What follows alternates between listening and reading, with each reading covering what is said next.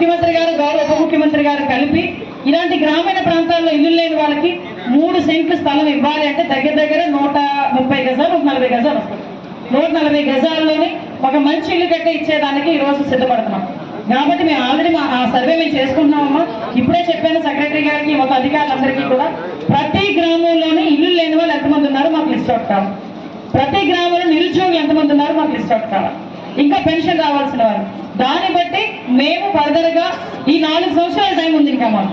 ఈ 4 సంవత్సరాల కాలంలోనే కూడా మీకు ఎలా ఉపయోగపడాలి, ఎలా చేయాలి, తర్వాత మీ దగ్గరికి వచ్చి అమ్మ నాకు ఓటు అయ్యింది అని అడిగేదానికి ధైర్యంగా గుండెమే చేసుకొని రాగలగాలి మీరు. ఆ రకంగా చేసుకునే దానికి ఈరోజు మేము సిద్ధపడుతున్నాం. దానిలో భాగంగానే మీ అందరి దగ్గరికి వచ్చి మాట్లాడడం జరుగుతుంది. మీ కష్టసుఖాలు అన్నింటిలోని కూడా మేము పాల్పంచుకుంటాం. మీ గ్రామ అభివృద్ధికి మీరు మాకు అందరికీ కూడా సహకరించమని నేను మనస్ఫూర్తిగా కోరుకుంటున్నానమ్మా. ఒకటే చెప్తున్నా, ఈరోజు మేము ఇందాక ఒక ఆమె వచ్చి అడిగిందమ్మా నాకు ఉపాధులు లేవు, 600 ఇంట్లో ఉంటున్నామని. దానికి కూడా ఈరోజు మేము గవర్నమెంట్ ముందుకు వచ్చి మన నియర్ బై ఏదో టాయ్ ఫ్యాక్టరీ లాంటి ఫ్యాక్టరీ ఏదైనా పెట్టిస్తే బాగుందని చెప్పి ఈరోజు దానికి కూడా ప్రతిపాదన ఉంది.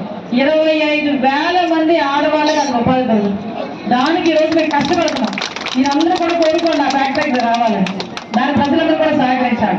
అదేవిధంగా ఈరోజు బల్బిరెడ్డి పార్క్ ఒక స్టీల్ ప్లాంటే తీసుకొచ్చి నక్కబల్లిలో పెడుతున్నాం. ఈరోజు గౌరవ ముఖ్యమంత్రి గారు ఉప ముఖ్యమంత్రి గారు కలిపి లోకేష్ బాబు గారు ఆ స్టీల్ ప్లాంట్ రావడానికి ఒక వీడియో కాల్లో మాట్లాడి ఒప్పించారు. వాళ్ళు సుమారుగా 1,00,000 కోట్ల రూపాయలు పెట్టుబడి పెడతారు. అంటే ఎంతమందికి ఉద్యోగాలు వస్తాయో ఆలోచించండి.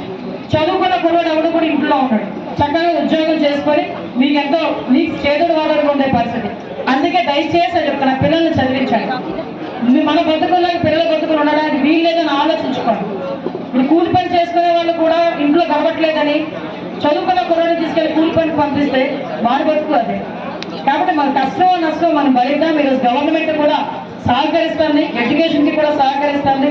దయచేసి ఈ విషయంలో మీరందరూ కూడా సహకరించాలని మనస్ఫూర్తిగా కోరుకుంటూ ఈ అవకాశం ఇచ్చిన మీ అందరికీ కూడా ప్రత్యేకంగా ధన్యవాదాలు. మళ్ళా వస్తూనే ఉంటాను.